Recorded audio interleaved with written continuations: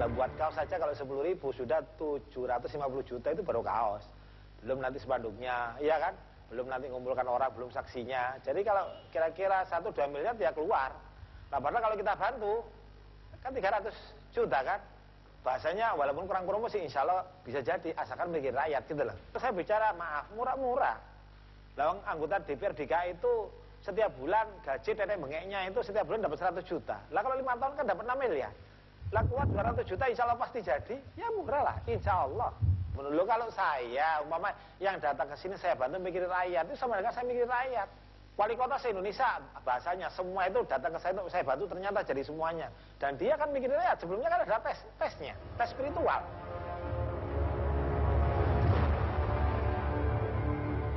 Dialah Decembria Rosadi. Pria yang mengaku sebagai guru spiritual politik ini menawarkan jasa untuk para calon lurah hingga presiden dengan tarif ratusan juta hingga triliunan rupiah tergantung jabatannya. Pria dengan sederet gelar dari SAG, SE, SH, MM, dan MBA ini mengaku tak menggunakan ilmu hitam dalam membantu kliennya.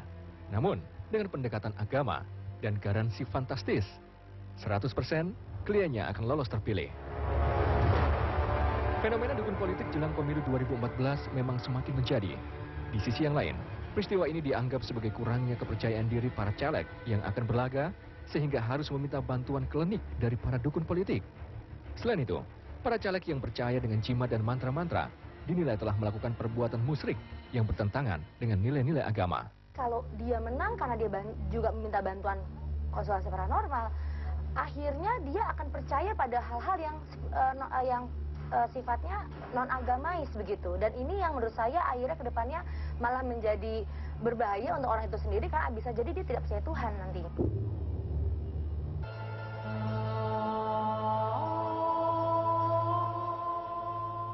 Dukun politik, aksi klinik para pemburu kekuasaan. Ya, kembali mengingatkan kita akan pidana yang bisa menjerat para pelaku dan pemprakarsa guna-guna, jimat dan mantra-mantra yang dipercaya akan memuluskan langkah seseorang untuk menduduki sebuah jabatan. Inilah fenomena ketika hukum bertemu dengan kepercayaan yang ada di masyarakat kita. Haha, percaya nggak percaya, tergantung Anda menyikapinya.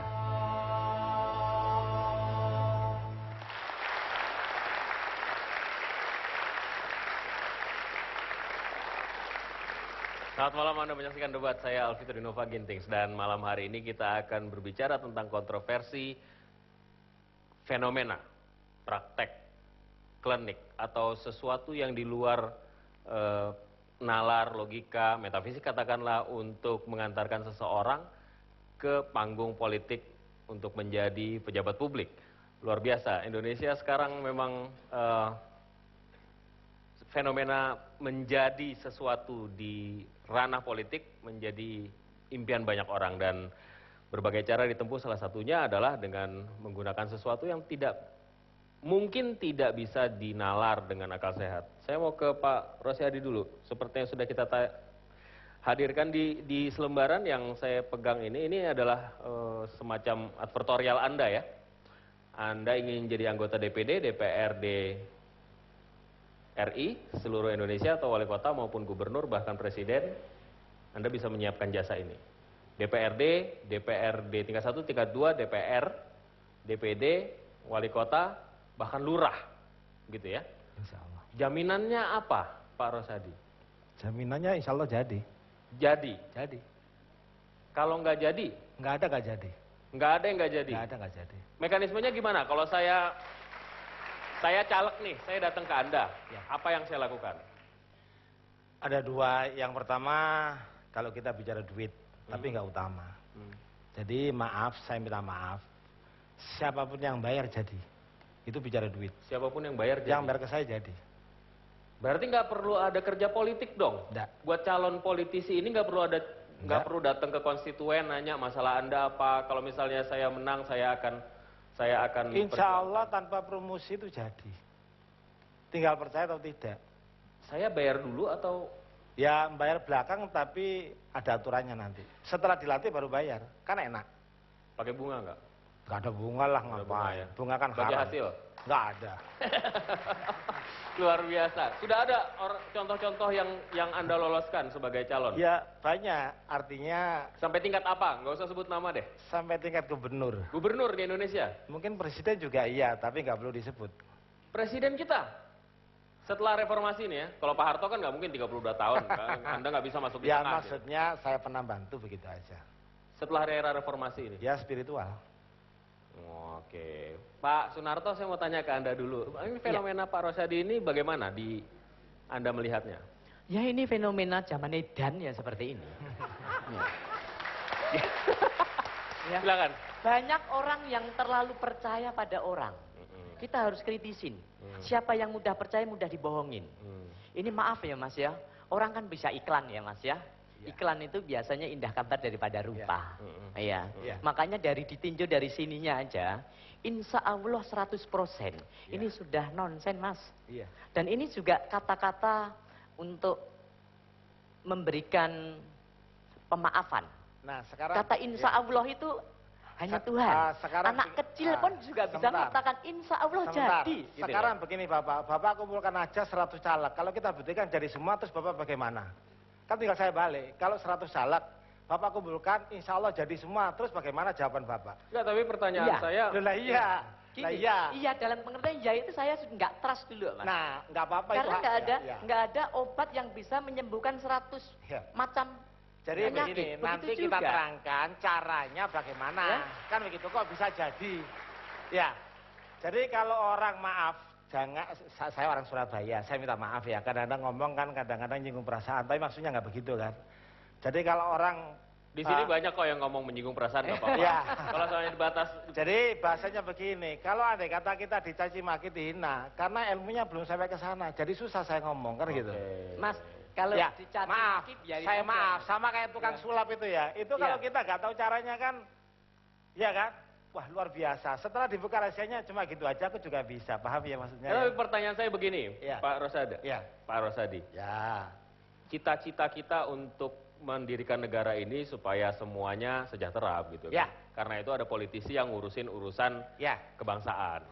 Mereka harus tahu dong masyarakat, Ya. datang ke konstituen masalahnya apa, diinventarisir dan Ya. dia menyusun program kerja. Kalau menang masuk ke jabatan publik, Ya. kemudian dia akan melaksanakan program. Ya. Nah kalau Jadi- misalnya, jadi begini, Bapak. kalau misalnya Anda memenangkan tanpa mereka harus datang turun ke bawah Jadi berkonsultasi. begini.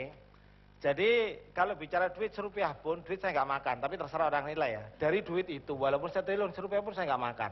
Udah Dari terserah lah. bayaran itu. Ya, serupiah pun saya nggak Kalau makan. jadi presiden satu Ya, T katanya. serupiah pun saya nggak makan. Itu harus paham. Saweran seluruh Indonesia Ya, buat saya. saya jadi bukan cari presiden. duit ya, tapi duit itu dibagi kepada rakyat yang 2-3 hari tidak makan. Itu terserah orang nilai kan. Ya. Nah, kemudian sebenarnya kita bisa bantu. Kalau tadi kan saya bilang pertama karena bicara duit, kalau bayar jadi kan itu kan, walaupun dia tidak diperhitungkan. Ya, contohnya kayak di Jawa Timur, andai kata Egy Sujana itu bayar 3 miliar jadi. Ya kan? Selamat malam Bang Egy. Bahasanya begitu, bahasanya begitu ya. Walaupun dia nggak diperhitungkan. Ya. Nah, kemudian kalau dia mikirin rakyat, itu selalu jadi. Sekarang bayar ke saya 300. Kalau dia bayar langsung, kan nggak mikirin rakyat, mikirin menang. Sebentar dulu, Bapak. Sebentar dulu ya. Jadi, walaupun dia bayar 10 kali lipatnya dari 300 juta, nggak akan jadi kalau nggak mikirin rakyat. Jadi kalau misalnya dia bayar, bukan begitu. Jadi nanti setelah dia itu kan berbelakang setelah dilantik ya, kan gitu. Berarti kan nggak ada kaitan baru membayar, nggak ada yang dirugikan, nggak ada yang ditipu kan gitu kan. Jangan dianggap kita di sini mau dibantai, oh karena dianggap kita nipu pembohong, bukan, ya. Nah, nanti seminggu dia dikasih wirid, kurang lebih 10 menit. Nah, setelah wirid itu akan ketahuan, walaupun coblosannya itu tanggal 9 April, udah ketahuan, kamu jadi nggak jadi tahu. Oke. Jangankan gitu, gubernur se-Indonesia, wali kota, sebulan sebelum pilihan, insya Allah saya tahu siapa yang jadi tahu. Oke. Gimana Pak Narto? Loh, tapi terserah.